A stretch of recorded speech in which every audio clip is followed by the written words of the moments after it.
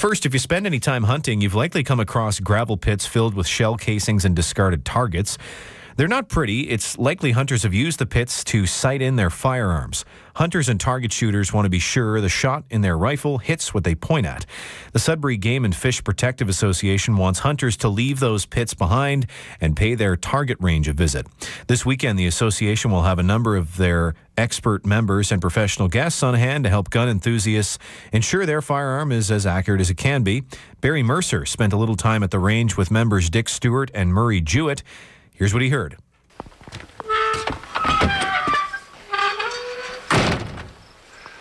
My name is Murray Jewett, and I am a range officer, and I'm also the chairperson for the range. My main concern with the club is seeing how it's run the way a range is supposed to be run. We have a lot of rules that we have to follow. We like to instill it into the people when they do come to a sight-in. I don't think it's so much the firearm itself. It's the sport of hunting. I hunted with my grandfather when I was 6 years of age. I used to carry a .22 without a bolt in it and no ammunition. He was about as safest person, and he didn't have all the new fandangled courses we go through now. If we saw a partridge, he would give me the bolt. He had already showed me how to put it in the gun, how to load it. He would give me a .22 shell. And what he always said, he says, when you pull the trigger of a gun, you know you're going to hit what you're shooting. And he says, if you don't, you shouldn't pull the trigger.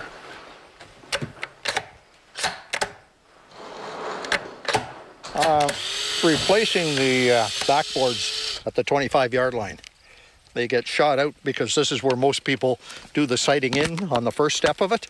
And so they get a lot of wear and tear. So we like to keep them fresh. And of course, we have the public sight in this weekend, so we want to make sure that they're in good shape for the public when they come out. My name is Dick Stewart, and I'm the first vice president of the Sudbury Game and Fish Protective Association. It's not the longest range in the Sudbury area. Some ranges extend 200 yards or more, but it's quite adequate for the purposes for the club members to come out here and sight in their rifles. While sighting in is making sure that your firearm shoots where you're aiming. That's it in a nutshell. The range is active. You can now load and take your position.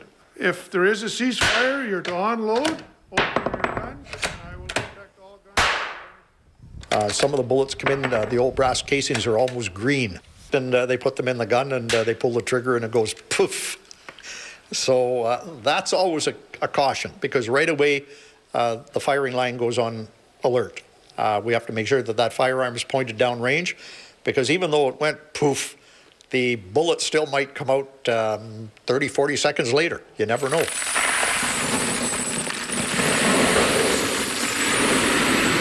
There's been a number of evolutions in ammunition in the last 10 to 15 years. For example, one of the ones is the rubber tip on the old .30-30.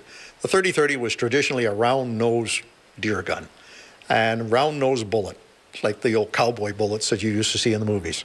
But they come out with an evolutionary, I think it's called evolution ammunition, and it has a little rubber tip on it. Now that makes the bullet fly truer. So it's more accurate, and you get a little bit better whoomp out of it downrange. So it goes a little bit more than maybe the traditional 100 yards. Some bullets have little carbon tips on them. Some are coated with a slick composition on them so that the aerodynamics is better. You get more energy downrange, and that's part of what people that are shooting that get into the technical ends of it, that's what they're looking for. They want high energy, they want it fast, and they want it very accurate. When you buy a gun, and it's a brand new gun with a new scope on it or without a scope, it doesn't always necessarily shoot accurately. Well, what they do is they take the scope and they mount it on the rifle, and then they do what they call bore sighting. And that just simply means that it's going to hit a piece of paper at 25 yards. And that paper could be as large as 2 feet by 2 feet. So what you do at 25 yards is get it to point of aim. In other words, where the crosshairs of the scope are looking, that's where you want the bullet to hit. And the reason we use 25 yards is because the line of sight is straight, but the travel of a bullet, called the trajectory, is not straight. It goes from 25 yards, it goes up, and it comes back down again and hits the line of sight at 100 yards. So by using the 25-yard marker, we can see it's closer to us. We don't have to walk as far. And with a pair of binoculars or a scope, you can take a look and see where it's hitting and make the adjustments accordingly. We have, I think, a pretty nice facility. The building is 80 feet long. We have 14 ports that you can shoot out of. It was originally an 80-acre homestead way back.